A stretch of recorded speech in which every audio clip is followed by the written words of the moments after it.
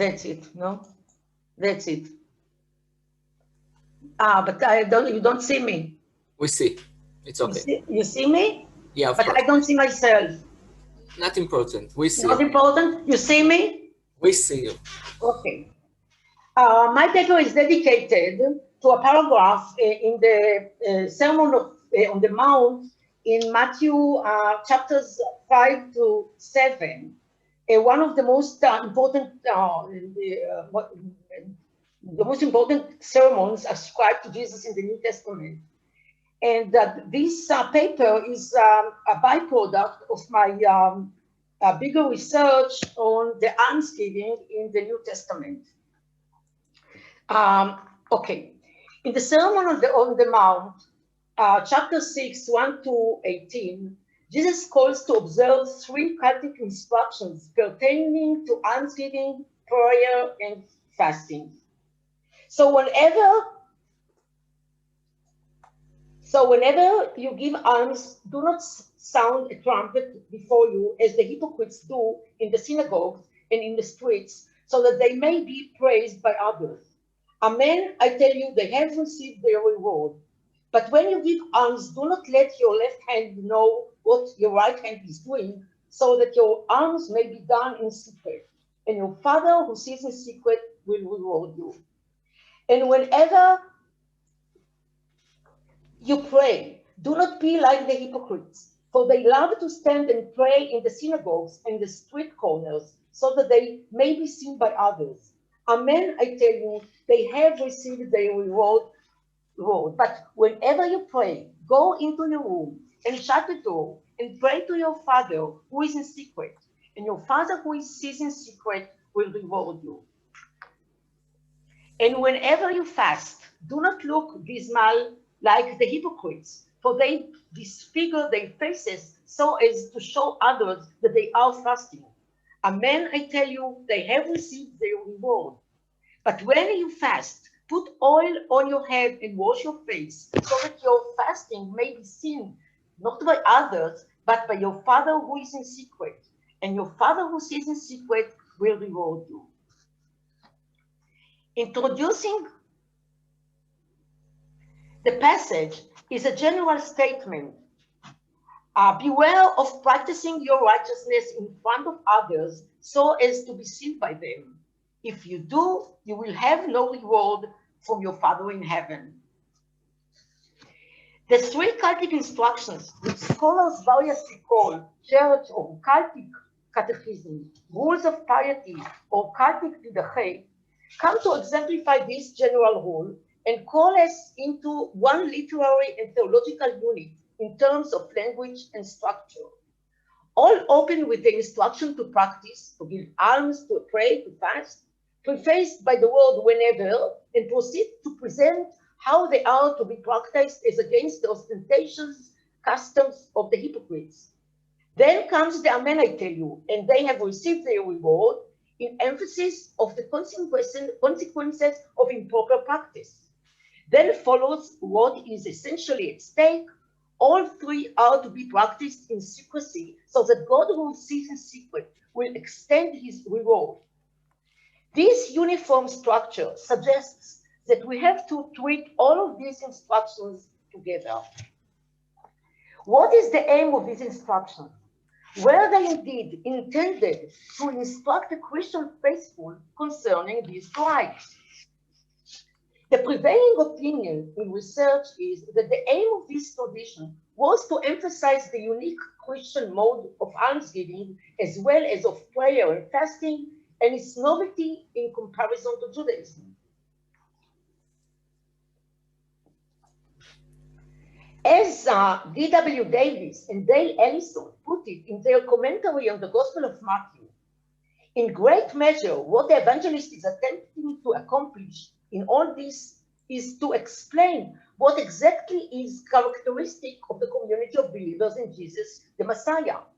That is, he is attempting to show us what is new. The followers of Jesus are, in Matthew's mind, different from the surrounding world. They have their own law and their own religious practices. They are distinct. In opposition to Davis and Allison, I claim that these cultic instructions, first and foremost, targeted at polemicizing with the Pharisees, the central leaders of the Second Temple Judaism, and with the synagogue, whether a real building or a community which was identified with them. That almsgiving, prayer, and fasting were chosen is no coincidence. These three rituals are most representative of the Jewish rites in the first century, the period of time in which the Sermon on the Mount developed and was formed. The first instruction concerning almsgiving. Maybe it's better to, okay. Almsgiving to the poor was one of the most important commandments in the Second Temple Jewish society. It first appeared in the 2nd century BC sources, such as the Book of Ben Sirah and the Book of Tovia. Rabbinic tradition views charity as the supreme commandment. Charity and acts of loving kindness, Gemilut Chasadim, are the equivalent of all commandments, mitzvot of the Torah, in Yerushalmi Pe'ah 1st, 15c. The text under discussion is informative on 2 points concerning almsgiving. One, that alms were given in the synagogues and in the streets, and 2, that almsgiving was accompanied by the sound of a trumpet. The first point is definitely connected to the synagogue. As comes through rabbinic literature, providing for the poor was assigned to 2 communal institutions, the called kuppah, communal fund, that supplied money and clothing, and the so-called tamchui, soup kitchen, that supplied food. It is certain that the soup kitchen functioned independently of the synagogue, whereas operations of the communal fund, namely the collection and distribution of money for the needy, were most probably conducted in the synagogue, where alms were usually deposited and retained. One of the means to collect money in the synagogues was the allocation, psika, namely an announced fundraising for charitable purposes, which was apparently held on the Shabbat, the day of assembling in the synagogue. A similar picture obtains from what we know about synagogues in the diaspora. Archaeology lends support to the synagogue-linked kuppah. Several excavations of synagogues in the land of Israel yielded boxes containing coins that were presumably, at least in part, intended for charity purposes. The pronouncement about almsgiving in the streets might also have a connection to the synagogue, as Talmudic sources depict charity collectors going from door to door and collecting for charity or distributing their collections either in the private domain, houses and courtyard, or public domains, the marketplace, a shop or roadsides.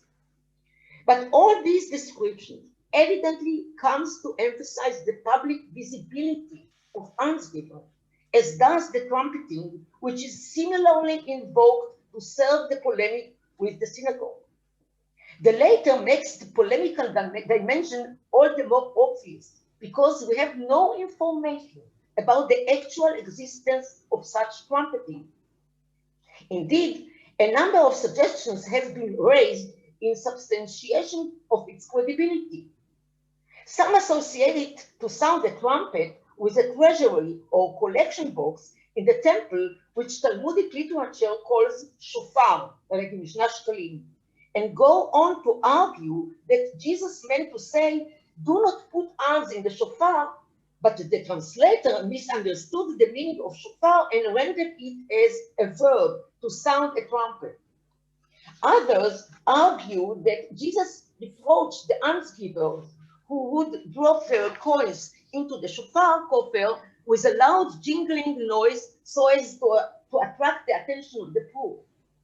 Yet, aside from these hypothetical suggestions, this information is without foundation in our available sources, and Talmudic literature does not recognize such a custom.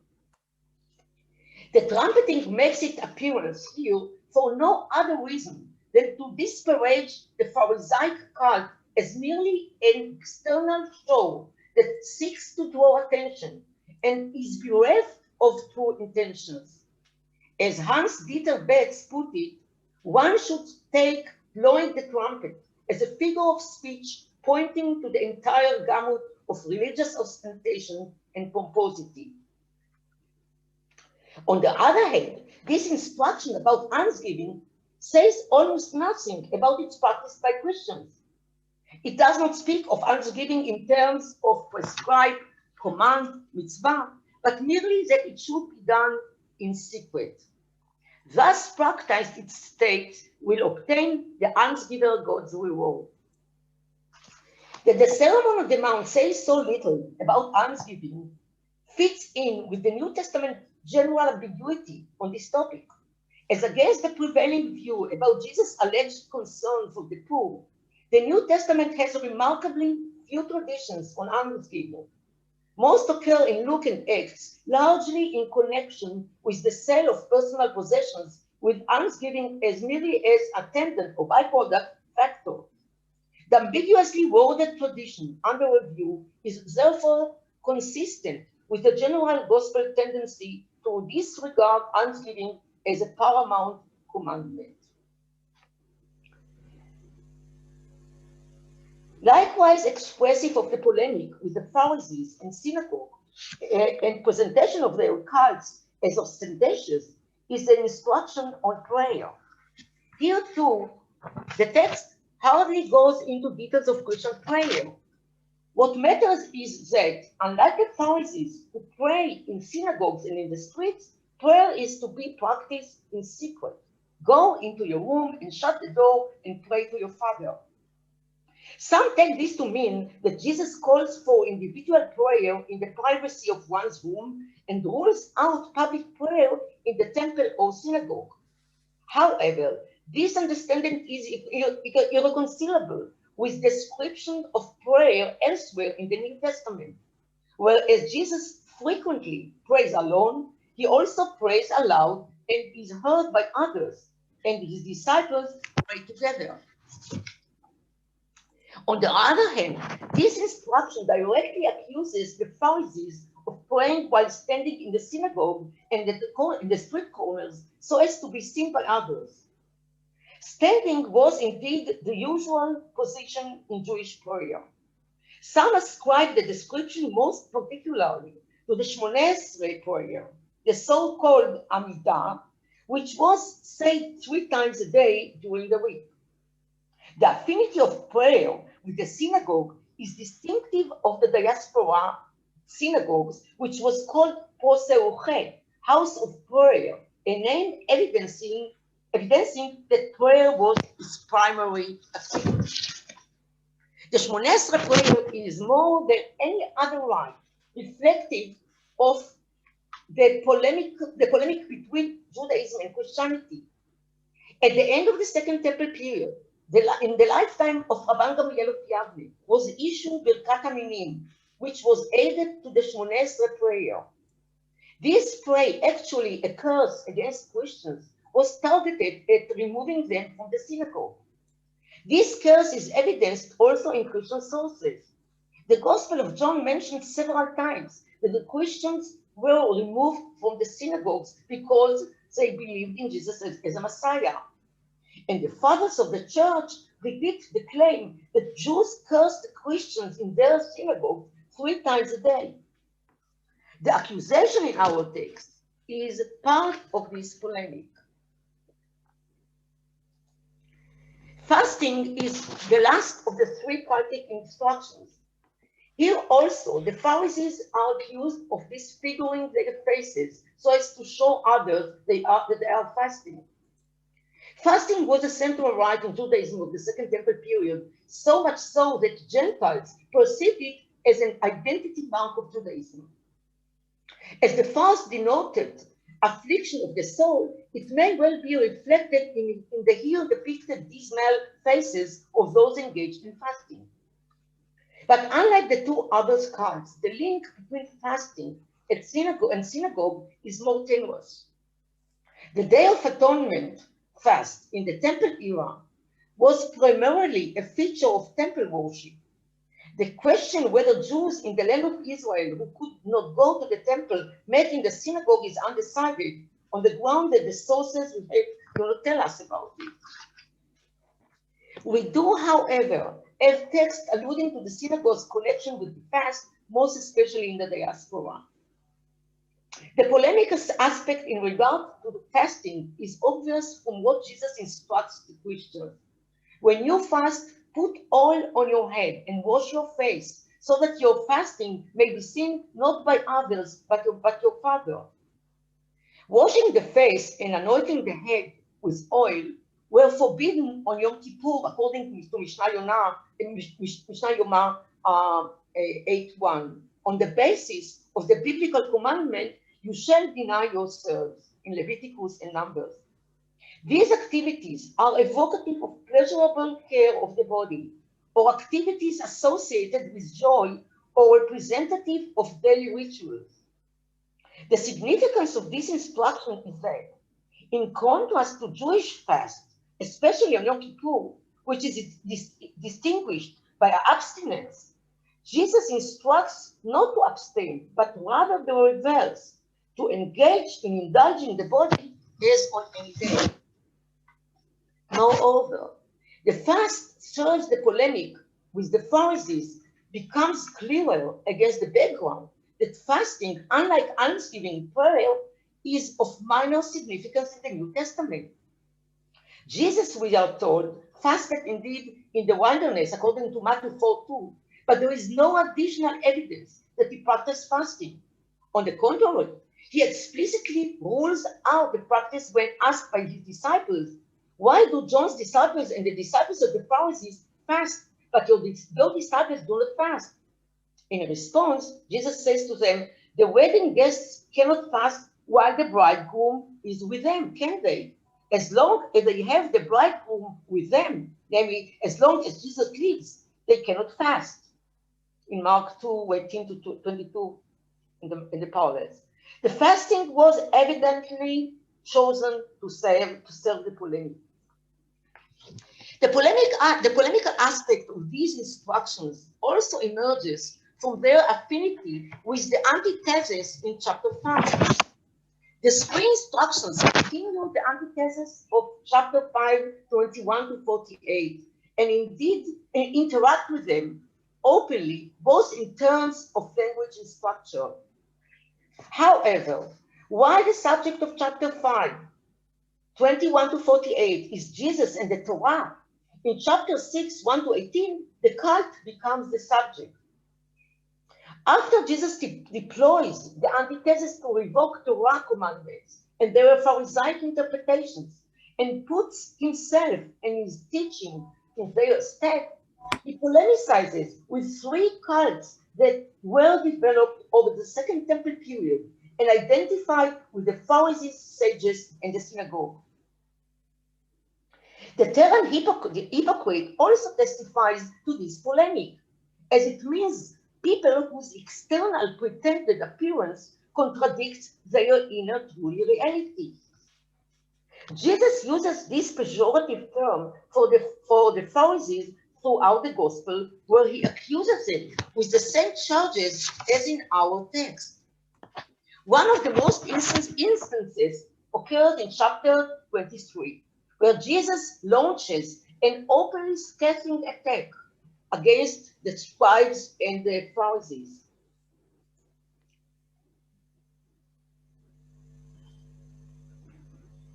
Describing them as leaders of synagogue who sits on Moses' seat, which usually denotes a seat of judgment in the synagogues. He accuses them of doing all their deeds to be seen by others, of praying at length for the sake of appearance, of vying for the best seats in the synagogues, of striving to be greeted with respect in the marketplaces. They clean the outside of the cup, of the plate, but inside they are full of greed and self-indulgence.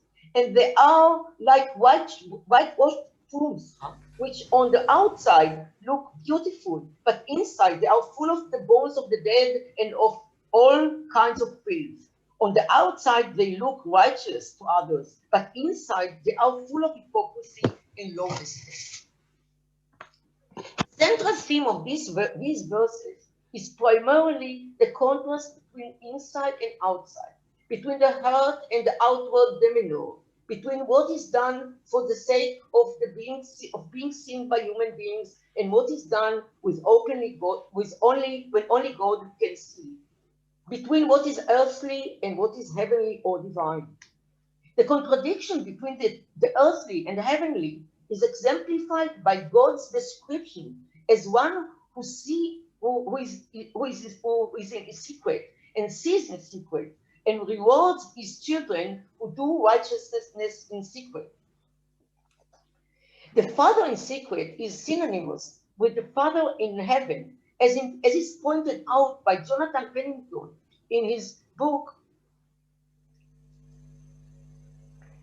Heaven and Earth in the Gospel of Matthew.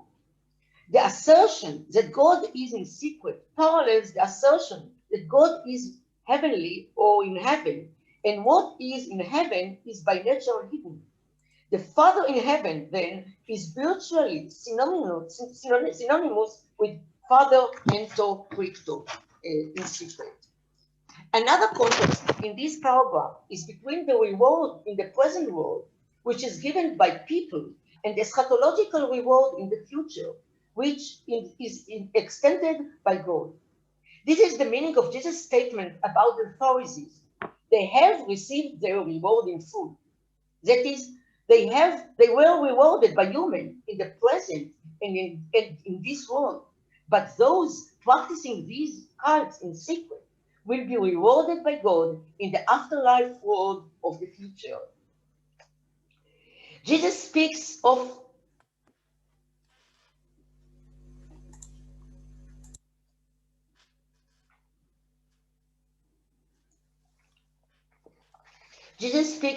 an eschatological reward that gains entry into the kingdom of heaven, as it is written in Matthew 5:20. For I tell you, unless your righteousness exceeds that of the scribes and the Pharisees, you will never enter the kingdom of heaven. On the basis of this connection between righteousness and the kingdom of heaven, scholars relate verses 6:1-18, the paragraph we are dealing with, to the immediately following tradition concerning the treasure in heaven. Do not store up for yourself treasures on earth, where moth and rust consume and where thieves break in and steal, but store up for yourself treasures in heaven. 6:19-21. These scholars regard the discussion Rivka, 5 minutes. Okay. These scholars regard the discussion around alms, prayer, and fasting as an inclusion between two reminders of the heavenly treasury. The first is a warning that ostentatious deeds do not fund the treasury or reward from God, and the second extolling its reliability. Within the inclusion, Matthew contrasts two ways of receiving repayment for righteous deeds: immediate and temporal payment here on earth versus lasting payment stored up in the heaven to be collected in the future. Treasure in heaven, as emerges from the parables in Matthew 13,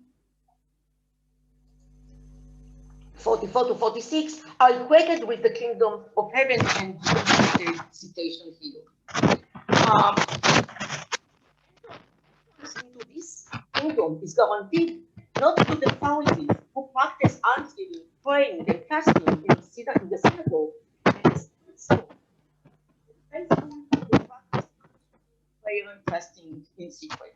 In summary, the instructions on almsgiving, prayer, and fasting, which are ascribed to Jesus in the Sermon on the Mount, were not minded in the first place as teaching Christians how to engage in their activities, but were effectively deployed to strike at the Pharisees and the synagogue.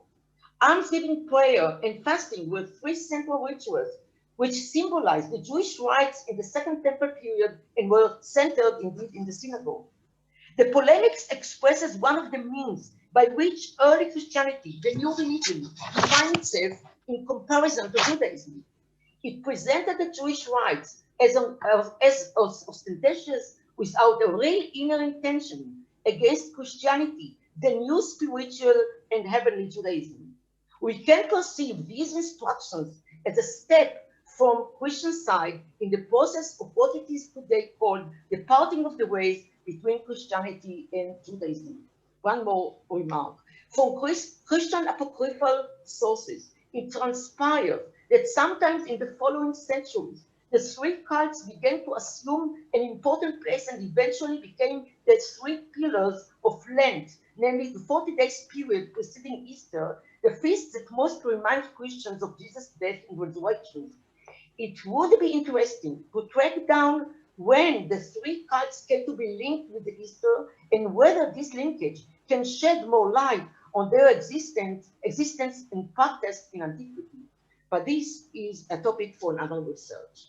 Thank you. Thank you very much, Dr. I can't see myself, it's crazy. Please stop sharing. Okay. Pause share. Stop share. Okay, yeah. Now I see myself. Now you can see yourself, now we can see you. We have time for one question left, so if someone wants to ask, this is the time. You can send me.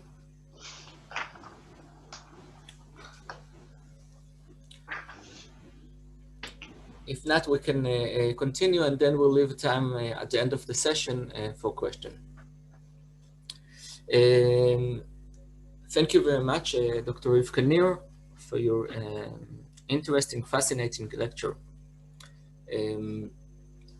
So now it's very strange for me to introduce myself, but this is my task now to do. So I'll do it as much as I can do. I'm Hanoch ben Pazi. I'm from Ilan University, the chair of the Department of Jewish Philosophy in Ilan. And here I am part of the committee of the Israel Association for the Study of Religions. So it's I'm proud about this conference, and thank you for the organizer about all the work that they've done. I'm going to talk about Abraham as a religious model of altars without sacrifice. And this is kind of a Jewish-Muslim rethinking of the practice of animal sacrifice. I heard a wonderful talk before about the use of this term of animal sacrifice, but this is not the time. And of course, I'm related to the book of Guy Strumza about the end of sacrifice. A painstaking examination of the various sacrifices in the book of Genesis reveals a fascinating deliberation about the meaning of sacrifice. In the medieval Jewish philosophical tradition, the exegetical discussion included some of the central figures of Jewish thought: Yehuda Halevi, Maimonides, Nachmanides. Thus, we emerge from different intellectual traditions and different religious dilemmas, and all three attempt to understand the meaning of the laws of the sacrifice and the temple worship, which take up broad and significant portion of the biblical law. And all three understand that it is not enough to consider the legislative passage in Leviticus and Numbers, but one must to take into account the shaping of religious consciousness in the narrative of Genesis. After all, the discussion about the religious act of sacrificial gifts is found all the way back in the story of Cain and Abel, in the cross of Noach, and later with Melchizedek, king of Shalem, and with Isaac and Jacob as well. We find sacrifice.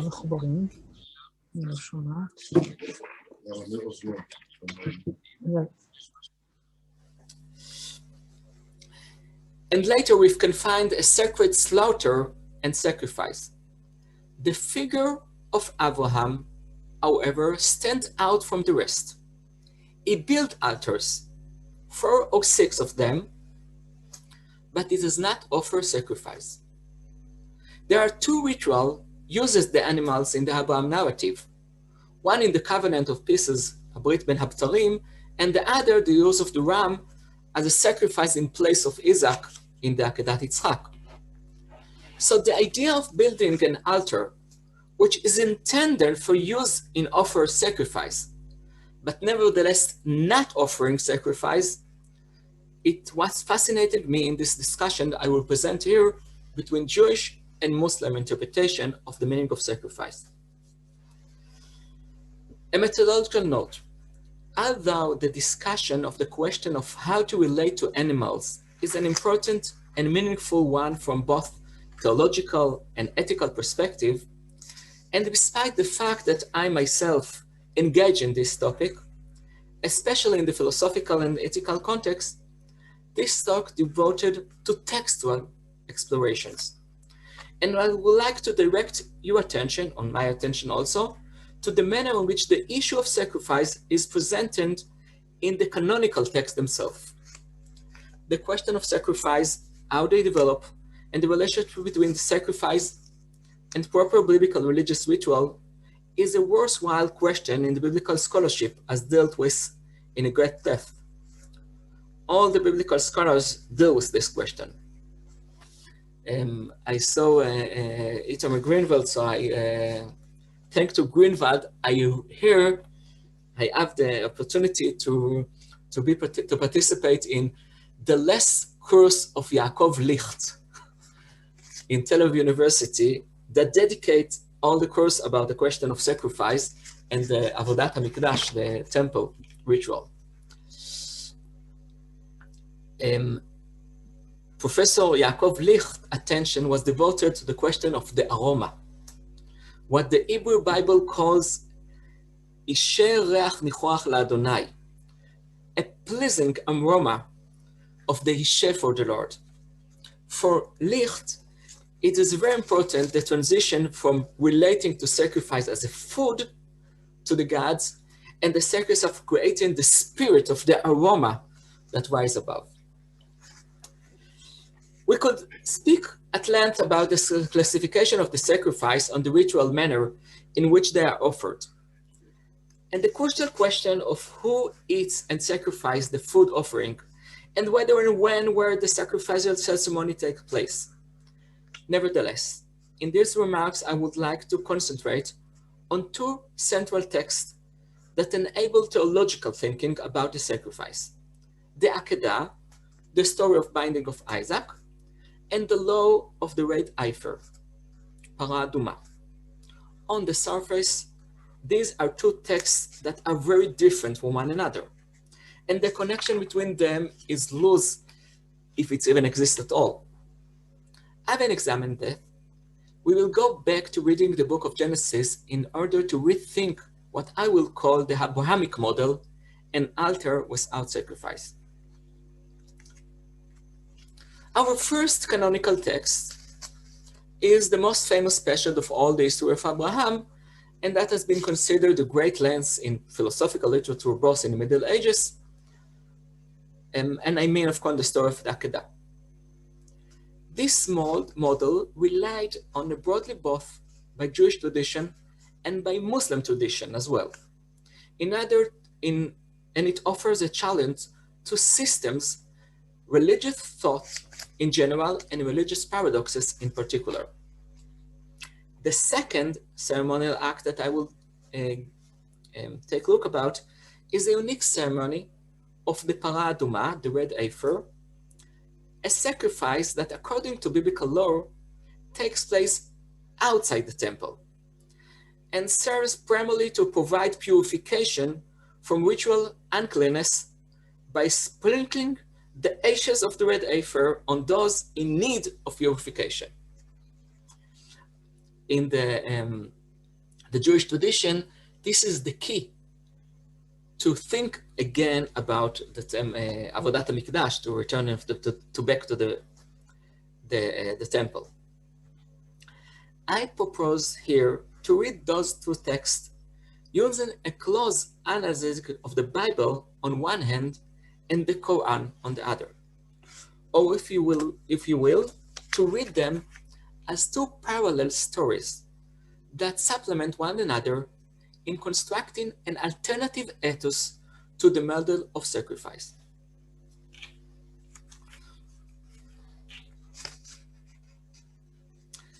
So first, I want to begin with the second, and I mean the red heifer, para aduma. It is very nice to see that there is a ritual in the Jewish tradition, what we call parashat para, that is exactly a translation of the Surah al-Baqarah, the longest surah in the Quran, and in a certain sense is the first surah, given that the surah that appears first, in a certain sense, just the beginning. Really, the long first is really the introduction to the Quran. So the biblical text, I want to begin with the biblical text, describe the red heifer as well. And I read in Hebrew and then in English. וידבר אדוני אל משה ואל אהרון לאמור, זאת חוקת התורה אשר ציווה אדוני לאמור, דבר אל בני ישראל ויקחו אליך פרה אדומה תמימה. The Lord spoke to Moses and Aaron and saying, this is the statute of the law that the Lord has commanded. Tell the Israelites to bring you a red heifer without defect, in which there is no blemish, and on which no yoke has been laid. You should give it to the priest Elazar, and it should be taken outside the camp and slaughtered in the presence. And I continue with reading again the first verse. Red heifer without defect, in which there is no blemish, and on which no yoke has been laid. In a short while, these details will prove to be critically important to the discussion I will propose. Note carefully then that the search is not for a cow, a heifer that can be offered up as a sacrifice, but specifically for a red heifer. And as rabbinic sage infer from this that the Torah means one that is completely and totally of that red color.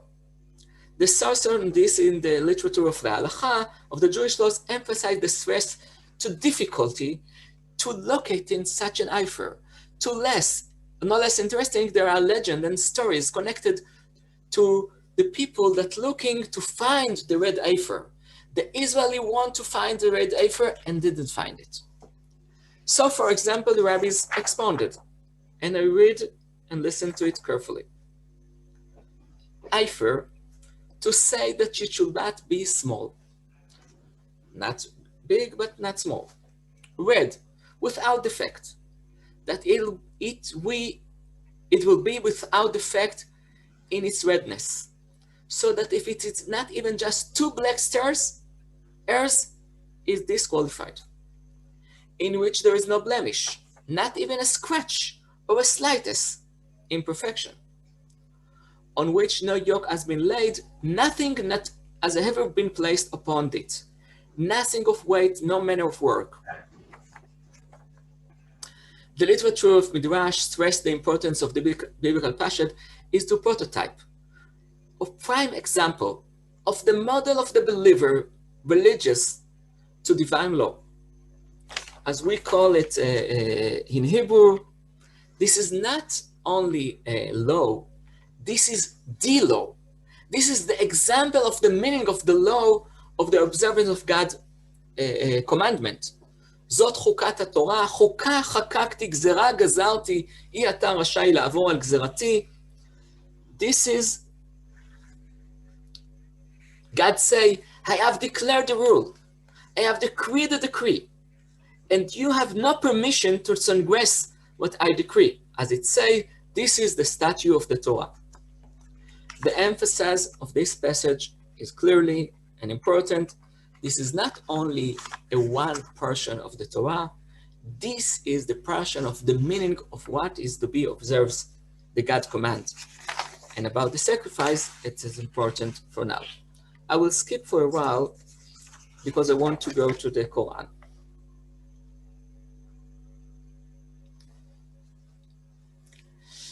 Here exactly is the opening of the interreligious dialogue among those Abrahamic faiths, which maintain a religious and spiritual discourse in monotheistic and spiritual partnership. The theological questions of monotheism of two being very close.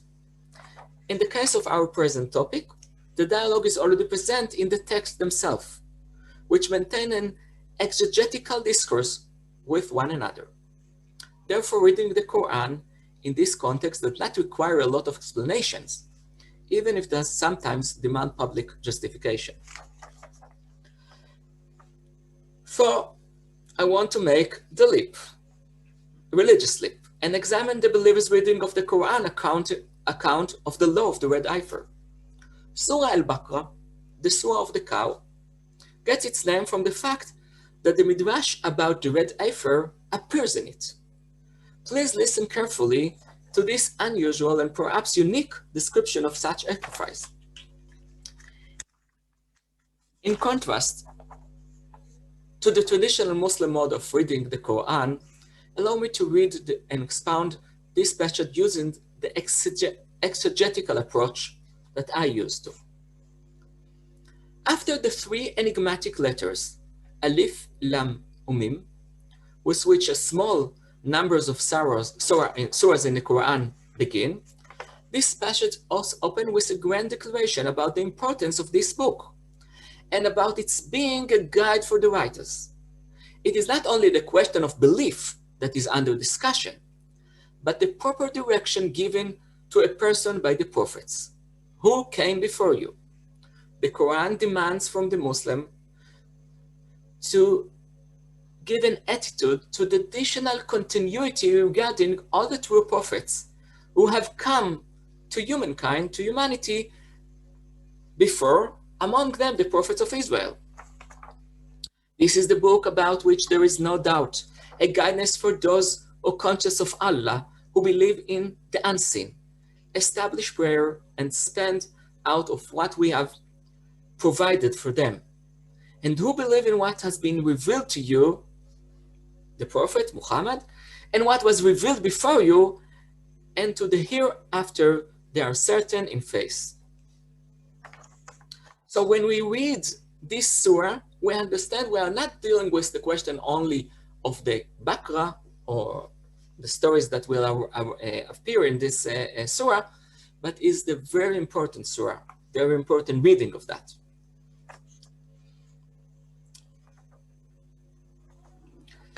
As you can see, the description we encounter in the Jewish Midrash about the laws and the rules of the red heifer becomes, in the Quran reading, a command to refrain from offering sacrifice.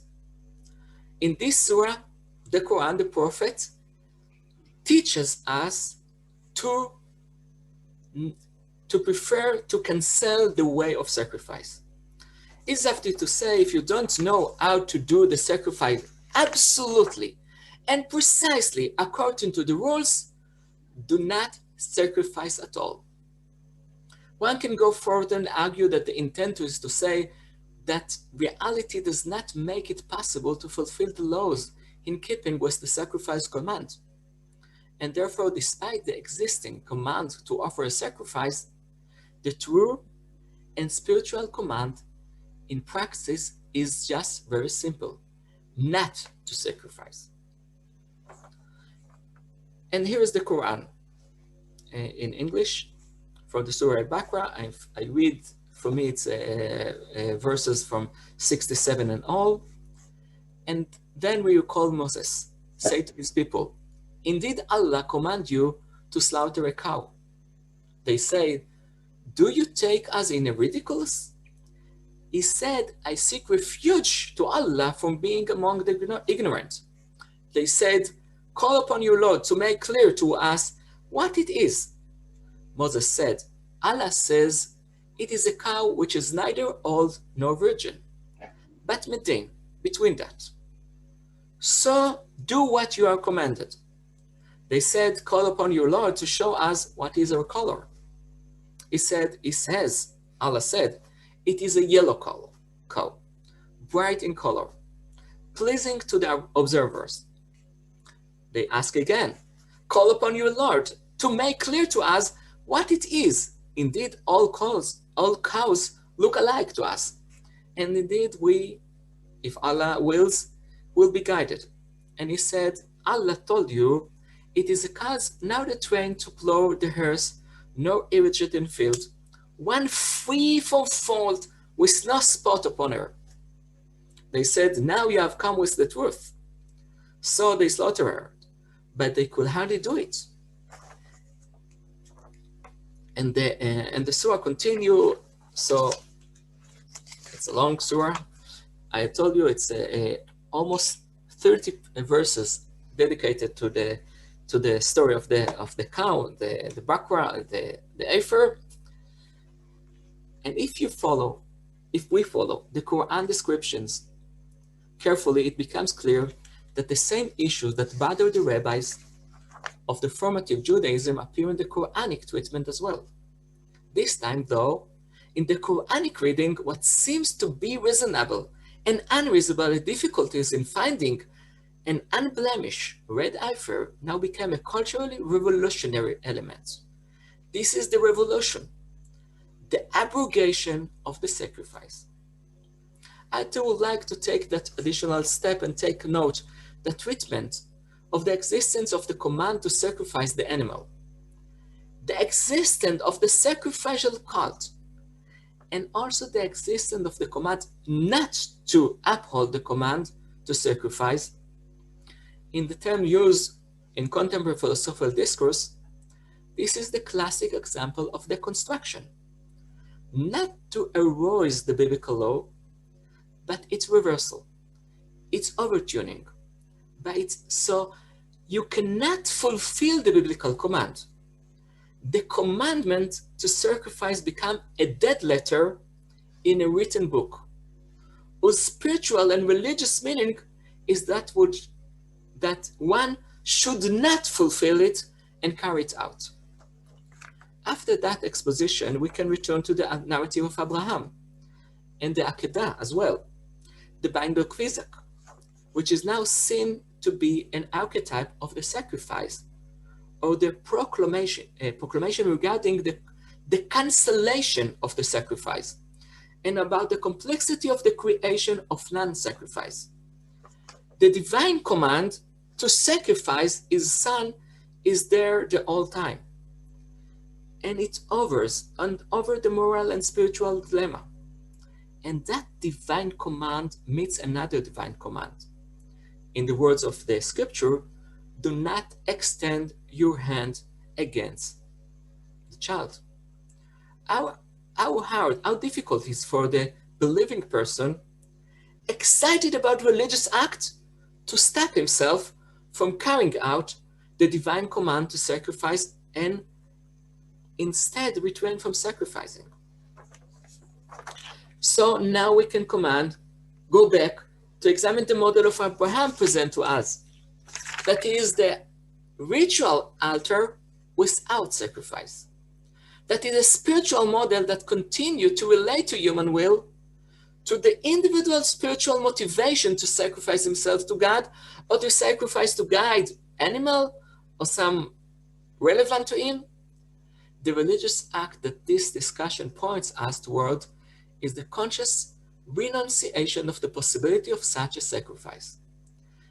This may well be the most profound meaning of the monotheistic concern with banning idolatry, with overcoming the impulse toward paganism. In terms used by medieval philosophers, this is the meaning of negative theology. And in terms of contemporary thinker, this is the depths of the ethical command that requires religious and spiritual overcoming the suppression of impulse. The reading I propose here to highlight the advantages of interreligious dialogue, or more specifically, the shared interreligious reading of sacred texts, when it is directed toward theological discourse. If we're prepared to take a moment for shared study for theological discourse, seeing aside the great dilemmas and the looming tension, we can identify the greatness of shared discourse, which in this case emerged from the text of the Hebrew Bible and the text of the Quran, and from here back to the text of the Bible and the Quran together. in the certain sense, appropriate and the philosophical thinking about the development of theology and human thought, Muslim Islamic reading and exegesis can be seen as one another step, a shared step toward examining the spiritual model offered by Abraham, the model of thinking again about sacrifice. So, to the best of my understanding, this is the model that is offered in Surah Al-Baqarah, that is Moses' proposal for coming to grips with the desire of human beings to offer sacrifice and the establishment of an impossible law, which express the necessity of giving up on the practice of offering sacrifice. I have named it here an altar without a sacrifice. The very pinnacle of monotheistic faith is the ability to build an altar intended to sacrifice, along with the conscious renunciation offering them. This may be the deep meaning of the idea of negative theology concerning or relating to a ritual and divine attributor, or maybe here for the idea of sacrifice. Thank you very much. I have 2 minutes for a question if one wants. Yes, Professor Greenwald, please. I have a question or comment to both of you, to Rivka and to you, Hanoch. And this is the very thin borderline between theology and ritual.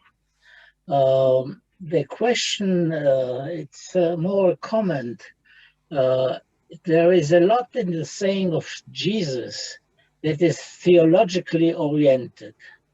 The question is, and I have no quick solution, but I just would like to bring up the question, how much can we learn from a theological argument or theological position about the practice of a certain ritual? Or the other way around, how much do we have to know about the ritual to understand the full meaning of the polemical side of the theology? I have no answer, but I think we should keep in mind that there are two different issues, the theology and the ritual. And in your interesting, in the text you presented us, the question comes up in a number of ways. I would just link it that the word for in Hebrew for almsgiving is tzedakah. The biblical word for tzedakah is something quite different in terms of justice or something different. So there is an issue. I do not want to solve it. I do not want to argue against what you do. Just try to suggest a way of thinking or handling the text you used. And for Hanoch, the same goes when Abraham built a Mizbeach. The word Mizbeach in Hebrew means that there is a zevach. You do not build something for Mizbeach on which you do not slaughter or bring a sacrifice. The Hebrew text could have used other words as bama or something else which the Torah itself uses for bringing sacrifices. But so if they use the word Mizbeach in the text, which you think maybe Abraham built something which is intended to bring a sacrifice but does not really bring it, why does it choose a word for the word that implies the slaughtering, real slaughtering of an animal? It's a question which I do not know that can be answered, but anyhow, if you have an answer, both of you, or comment, please. Rivka, as a chair, I can give you a 1 minute and one for me, because we have to leave the time for Gideon to talk. Do you hear me? I don't know. I think that there is a connection between rituals and theology. Rituals come to fill up the necessities, the psychological needs, the rituals needs, or the work of the religion, which is an outcome or result in, as I see it, of theology. In this case, Rivka, this was not my point. What is the point? The point is, how much can we learn about a ritual from a theological polemic, or the other way around? How much do we have to know about the ritual to make the polemic sound, give it its full impact? So it's not whether there is a connection. There is a connection, but what can we learn from the text in the polemic about the ritual itself? I want to add that first of all, I'm agree with you. This is the question that we deal here all the day. What is the question? I asked Itamar Theodor in his lecture before, 2 hours before, I don't remember when, during the day, in different contexts. What if we can read theological consciousness in the idea to deal with the practice, ritual? I definitely agree with the question. And I'm agree with you that my reading in this context was a theological reading of the ritual. This is the reason why I said I deal with the text, not with history, not with biblical character, with the text and the way to read it. After having said so, I may say that for me, this is a very interesting kind of reading that you can read in the Quran, in the Surah Al-Baqarah, that it didn't say stop the sacrifice because there is no meaning of Korban anymore. It said there is no way to deal with that. I'm agreed that there is kind of motivation for that, but you can do that. And this is very interesting. According to the meaning of Zebach, Matzeva, there is a few words in biblical lexicon about altars, and I definitely heard that this is kind of question. And so these are two questions, but I have to stop myself. I really want to continue the discussion, but I'm a chair also. What can I do? Professor Wortman, short, please. Yes, just can you hear me, because I have a problem with my mic? Okay? Yeah. Okay, just to say that in the morning we have a wonderful session panel on the Diara of in Livnat is here, and we heard about two theologians who dealt with this Diara on completely polemical discourse, and I think that the descriptions were very vivid as to the Ziara, and I mean, you can really, learn a lot from the theological debates. No, if not, wouldn't you agree? But this was yes, I agree, and I also think that I don't know the practice of reading the Quran at face value. I read the Quran only with tafsir, with exegesis, and what you did, Hanoch, is completely new to me and really fascinating. But going back to what Yuval said, I think that in later treatises of theology, you have a lot of details that enable you to build a picture of ritual and all the details, as Yuval said. But I don't believe that in the Quran you can do that. But it's my point. Livnat, we can continue this discussion later. Not for now. Sorry. Thank you very much for the two speakers. And now we are to the third one. Dr. Gideon Elazar is also from Bar-Ilan University, and his research areas deal especially with China ethnic and religious identities in contemporary China, chart and the state relation in China, Buddhist and Taoist philosophy. But today, he will talk about another issue. And where are you? Here. Shared space of prayer in Jerusalem, Judea and Samaria, tomb of the Patriarchs, Nebi, Samuel, and David tomb. Gideon? Okay. Yours Yes. is yours. Yes, today this is not a China talk. This is today, let me just share my screen here. Oh, host disabled participant screen sharing. Hanoch. Hanoch, can you make me a host again? It seems that I'm no longer, maybe because I disconnected in the minute in between. Oh, here we go. Okay, let me just say that, yes, this is not a China talk. I've been doing research, ethnographic fieldwork for the past few years on sacred sites in Judea and Samaria, mostly the tomb of the Patriarchs in Hebron. And everybody likes to say that it's a work in progress, but this really is work in progress. And not only is it work in progress, it's also been, its focus is on pilgrims and tourists. And as you can imagine, the pilgrims and tourists have kind of disappeared in the past year or so.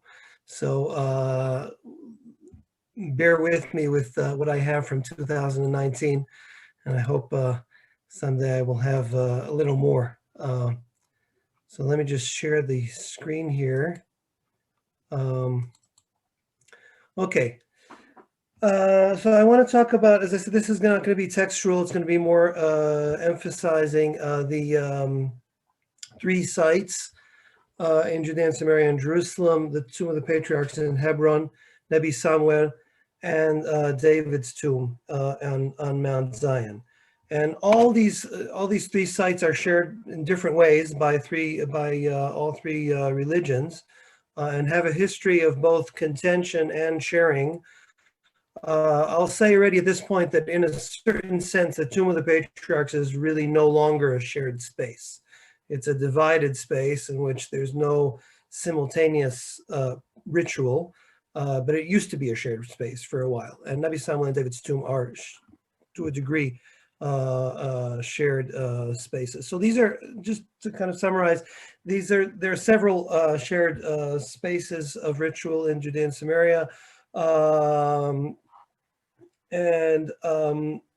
As I said, they're all contested to a certain degree. And we can talk about different factors that influence the level of contention, the level of cooperation and ability to live within the same shared space. I'd like to talk today about a few of the factors that I think get less attention. Here, I'll just go through the list kind of quickly. So location is, of course, I'll preface by saying there are big differences between these sites as far as the ability of all sides to kind of maintain some kind of shared space. So location is a central issue, whether it's in the West Bank beyond the Green Line or not. That's a very central issue. Importance is an issue that has been discussed by others, and so I won't address it so much. But it's it's a very obvious criteria, because the Tomb of the Patriarchs is a very central site for at least for both Jews and Muslims.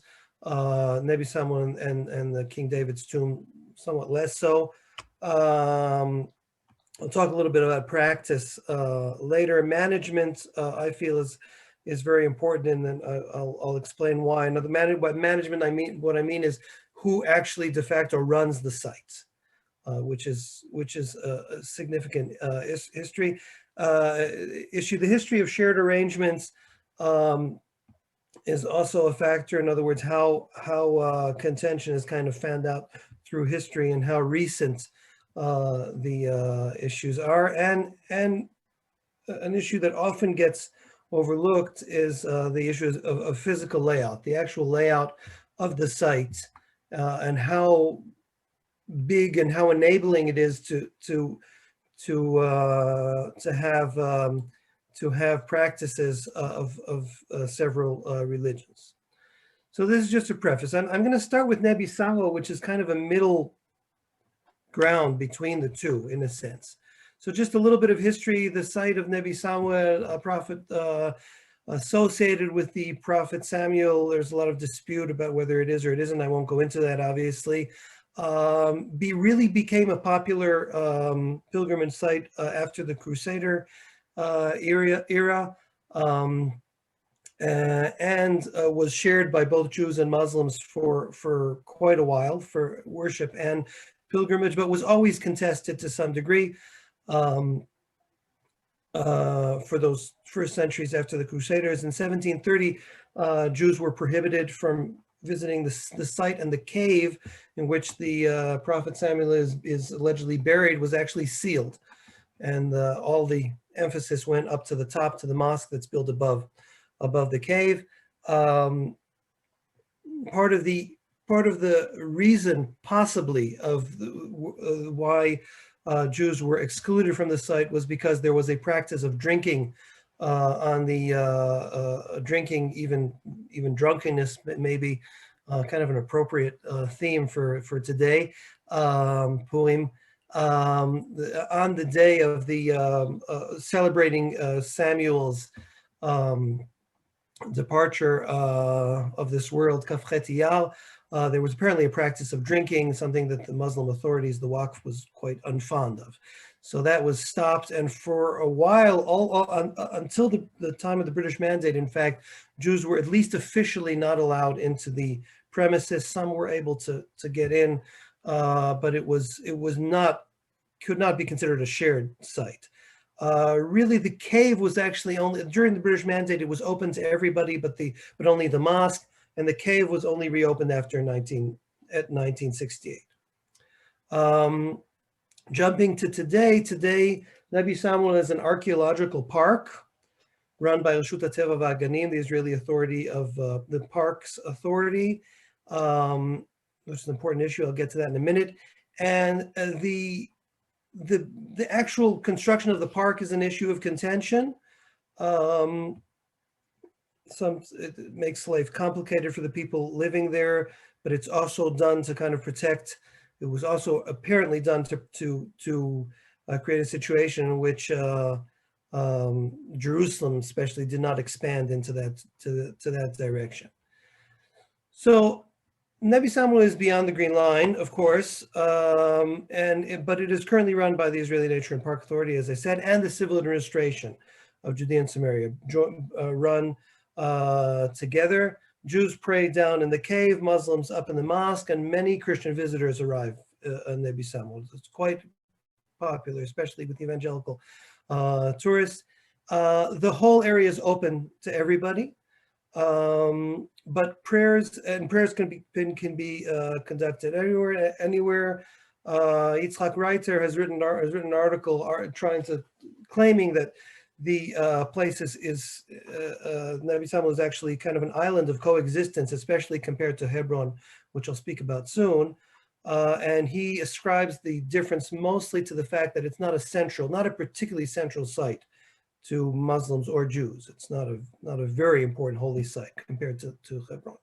Another opinion, another person who's written about it, Mayan Solomon Gimon, has noted that there are mutual interests in preserving a shared economy, which kind of makes things, but in other words, both sides profit economically, especially the locals, from having the site without disturbance.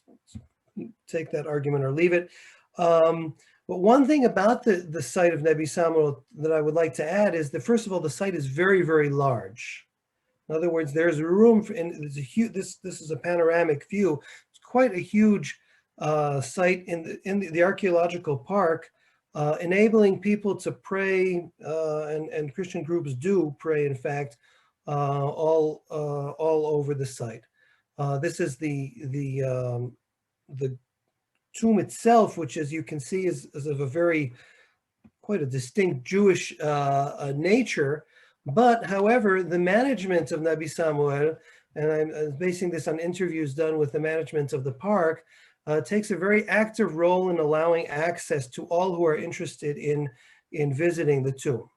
To a degree, in fact, that there is friction about the fact that the park authority is running the place, and the authority of holy sites is trying to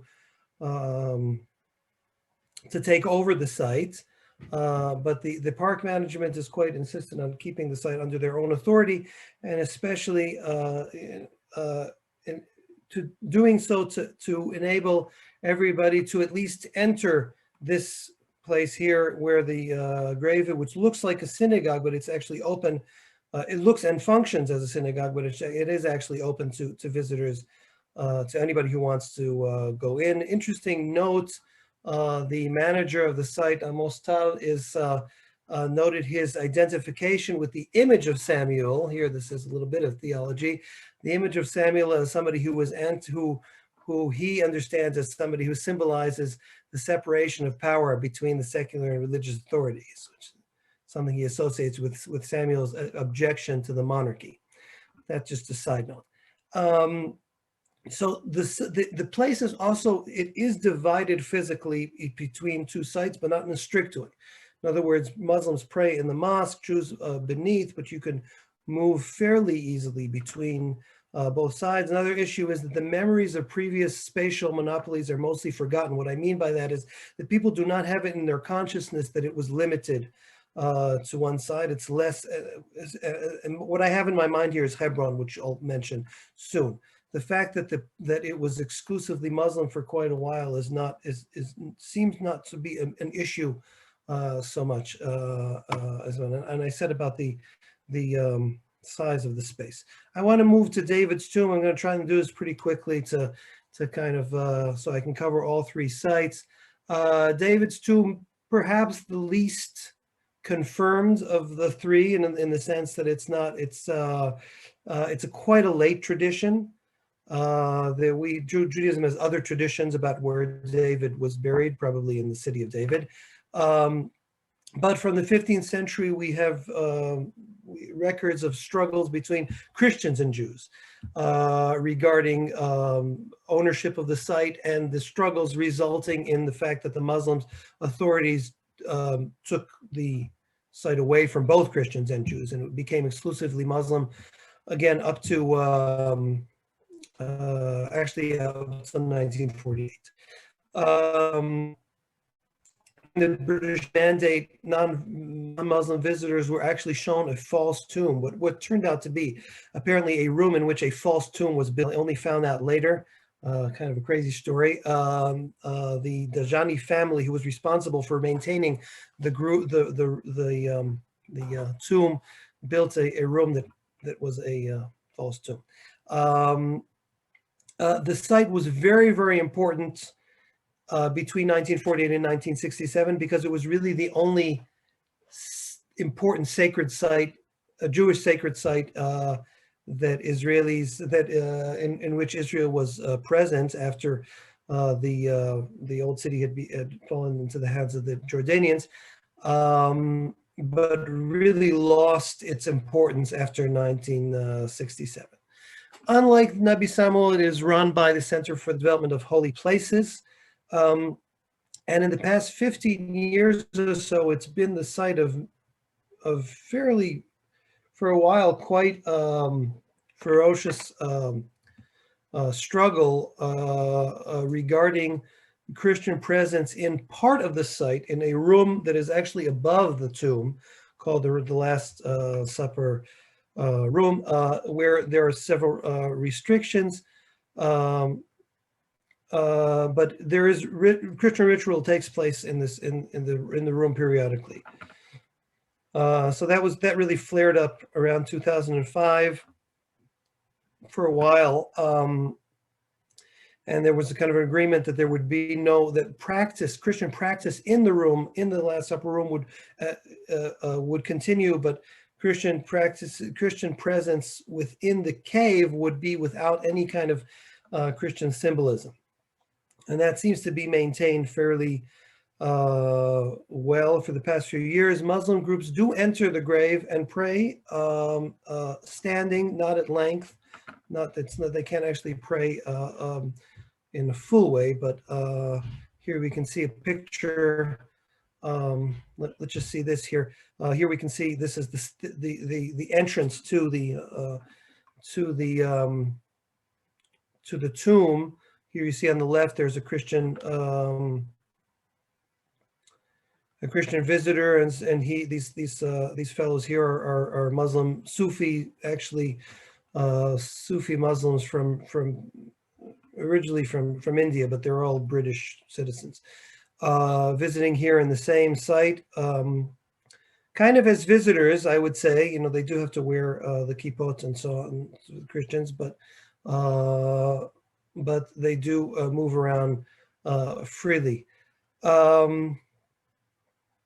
Another point to make is that the room of the Last Supper is empty. It's really cool. There's virtually nothing ritual, no ritual markings there, and there are all kinds of rules, as I said, regarding the practice, the ritual there. But there is a kind of modus vivendi that seems to be observed. So I only have 5 minutes. I want to say a few minutes about the tomb of the Patriarchs, or the Ibrahimi Mosque in Hebron.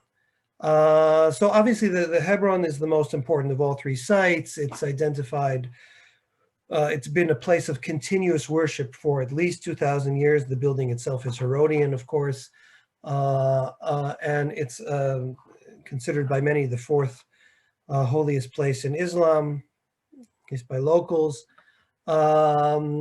Here history plays a very central role between, as with the other sites, but perhaps in a stricter fashion, between 1267 and 1967, the building was basically closed for non-Muslim visitors. And there's a history of recent violence, contention, especially 2 points of recent violence that are very present in the narratives of the people, both Muslims and Jews, living around in the vicinity of the cave. I'm talking about the 1929 massacres of the Hebron Jewish community and the 1994 massacre within the cave perimeter of Baruch Goldstein. And the city in general is also kind of considered by many kind of the epicenter of the Israeli-Palestinian conflict. And I don't have to tell that. I think that's kind of well known. So following the massacre, the Goldstein massacre in 1994, the cave was actually divided into two sections, very strictly observed. Jews of any nationality cannot go into the Muslim side, and Muslims of any nationality cannot go into the Jewish side. Except for 10 days a year, the cave is exclusively Jewish or Muslim. So there are 20 days a year that are exceptional to that rule. The site also attracts many Christian visitors, and in fact, until the recent fall to zero of tourism, there were many Christian visitors visiting the site of all different denominations, coming mostly not praying inside. The authorities of both Jewish and Muslim authorities are kind of discourage Christian prayer, at least maybe individuals, but Christian groups do not pray inside the site. They pray outside. There's also, so I said, the physical layout here is, again, is also an issue. There's also not that much room within the site itself. Here, just to see, this is the map of the way the site is divided. The green part is the Muslim side, and the bluish gray is the Jewish side. What you see here on the left is these are Christian visitors who are on the Muslim side. Christians are allowed to enter both Jewish and Muslim sides. They have that liminal position, which is their advantage, but they do have to, the women at least have to wear these kind of raincoats, which very much marks them as visitors. They're not, the ownership of the site is quite clear. And I could bring, of course, I just didn't, but I could bring a similar picture on people going into the Jewish side, of course, have to wear, the men have to wear kippot and so on. So just kind of to summarize all this information that I've thrown out here. So all three sites have a history of contention and efforts at what, Thomas Paine has called mutual desecration, mutual usurpation, in other words. And that he wrote that about Hebron, but that's definitely the site about one could say that about all three of the sites. There are sites in which both sides have made efforts to to limit the movements and entrance of other side. Management by the state secular authorities contributes to the maintenance of shared spaces, and I would say that especially applies to Nebi Sama, where the park authority is able to do that in a more effective way than the Holy Sites Authority. Another issue which can kind of be explored further, but I'd like to throw this out anyway, is that the intensity of the conflict reflects the depth of the political implications of holding the site. In other words, obviously Hebron is the most political and most contentious. In Nabi Samuel is a site where that is contested. There are issues every once in a while between Jewish and Muslim worshippers, but it's kept fairly low key.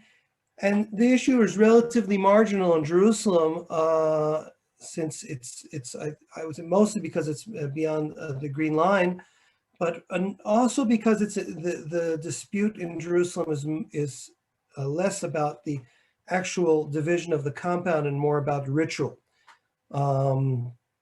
And since ritual is what I mean by that is that what bothers the Jewish worshippers in the David's tomb is mostly the use of Christian symbolism. So compromises have been found and seem to be maintained and implemented in a fairly reasonable way so far. So I think I will end with this because to give people, we're ready at 6. And if there are any questions, I'd be happy to answer. Thank you very much. Thank you for keep the time. You finished by time, it's okay, it's wonderful. And may I say, you have a lot of courage to talk about this issue, especially in this day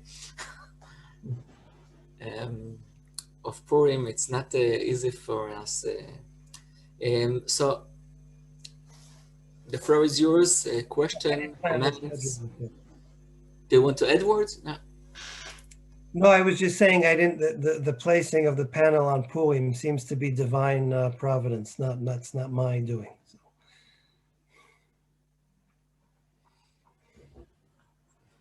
I hope that is from the divine and not from the. Stop. So the floor is yours for question, for comments, please.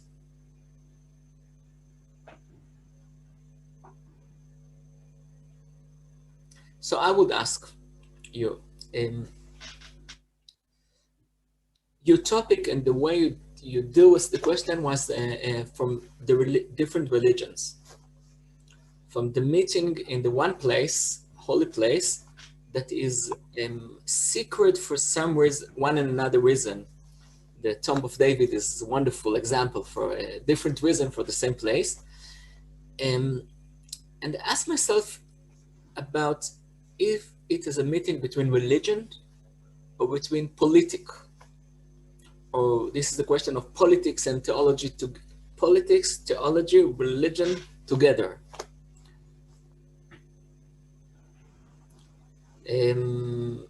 For me, there is a difference between the way that you talk about Nebi Samuel and the way that you talk about David Tomb and Patriarch, the Me'arat HaMachpelah.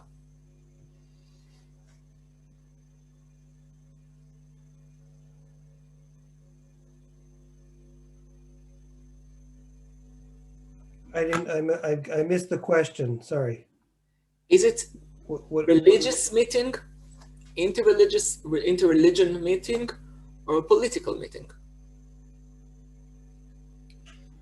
Well, I mean, I think, in our region, it's very hard to separate between the two, frankly. I mean, they're so interconnected. I mean, obviously, in a place like Hebron, the issue of ownership is one that is both mystical and historical and religious, but also very highly political, right? I mean, if that whole, the narrative of the cave being purchased by Abraham and the political implications of that are very, very present. So I think it's almost impossible to separate between the two. But I would say, yes, that in David's tomb, it's a lot less political. And in that sense, maybe that makes things easier. But I don't think that in itself is not enough. Because Nebi Samuel, it has the potential of being highly political, and I would say is political to some degree, but still seems to be enough of a, how should I say, I think that the religious presence there or I would say the politics has been sidelined enough for the place to continue to function as a shared space for worshipers who are actually really interested. Some of them are I think genuinely interested in the pilgrimage, and many of them are completely disinterested in the political side of things. Hebron, by the way, also has many pilgrims who are disinterested in the political side, especially Christians who come there, who the present political situation is just not something that they're particularly interested in. So that also exists. I hope that's something of an answer. Thank you.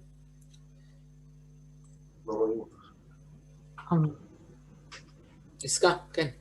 Hi. I'm sorry for this crazy background. I thought it would be worth mentioning the fact that politically speaking, it is a very timely subject to deal with, because if you think about the Turkish pilgrims who come in their thousands in the last years to the place, so what is really the relationship that is going on between these Turkish groups and the place? It is also a sort of a declaration of ownership, because they were so much invested in the place when the Zawiya was an Ottoman one. So I think this is one element which is very interesting. The Christian pilgrimage to the place is another very big item. Is it a problem vis-a-vis the Vatican because of the Pope's visits that really inflamed the place? And then it was pretty much used by local powers, whereas the authority of the holy places is in conflict with these groups. So Hanoch, in general, I think your question about the politicism or the politicization of the place is very, very timely. Perhaps it was all along in that site, but what has happened since 1948, and then much more since the visit of the Pope in the year 2000, really sort of inflated the site with this thing. So I think that perhaps Gideon or someone else should go into this field. It's timely to speak about that. Can you think about other places in the Holy Land that are similar in this shared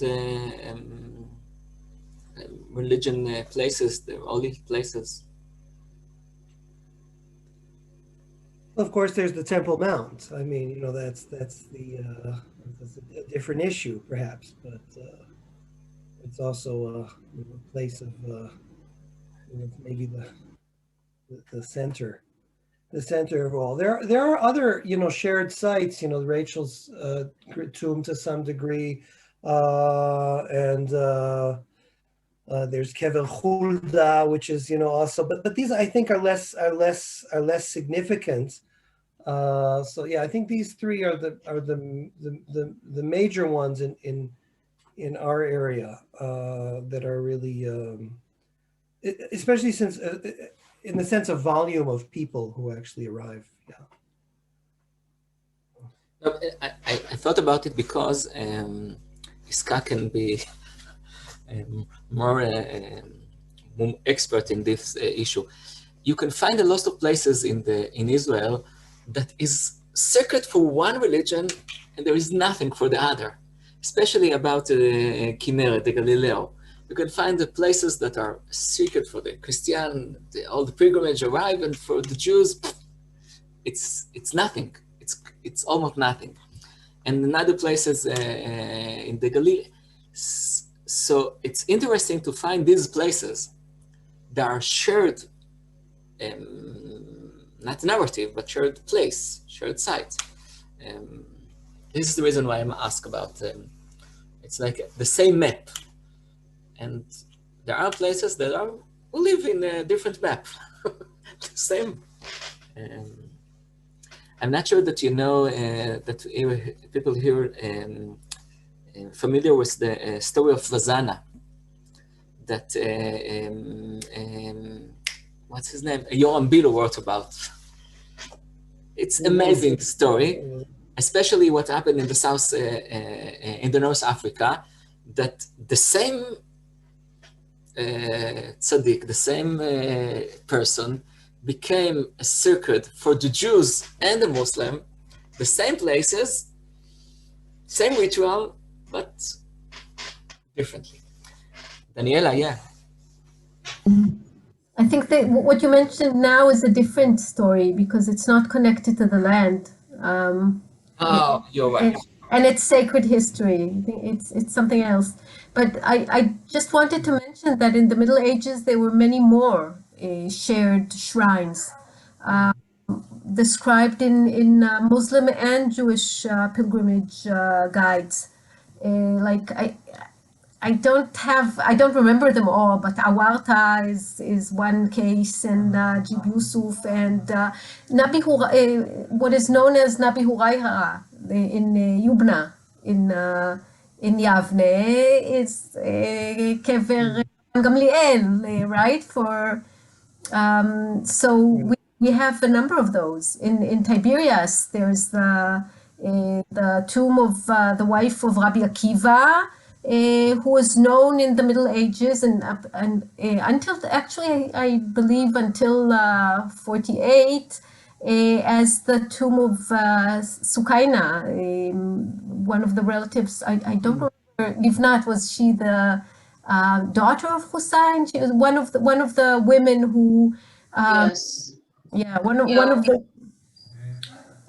the women who were present at Hussein's martyrdom in Karbala, and then was sent to Damascus, and her grave, or perhaps one of her graves, is identified by Tiberius. So there were a number of cases of joint pilgrimage, and also of sites that were interpreted as sacred to both traditions. You have also the tomb of Bilal ben Rabah, which is the tomb of Rachel. But Bilal ben Rabah is buried in 3 different places, also in Damascus, also in Jordan. So what's interesting about these sites is that they're also identified as the same person, as the same people. So that's also I mean, Nebi Samuel is identified as associated at least with Shmuel HaNavi by both traditions, and same with David and with the tomb of the Patriarchs. So I think that's quite unique. But there are a few more of those, I think, as well. Gideon, thank you very much. Rivka, thank you very much. Maybe for myself also, but I don't know. As a chair, what can I say? Thank you for all of you for this interesting, amazing panel that we have. I think that we have a few minutes of break before the last panel for the conclusion of the conference. Thank you very much for joining us in this panel. See you later. Bye.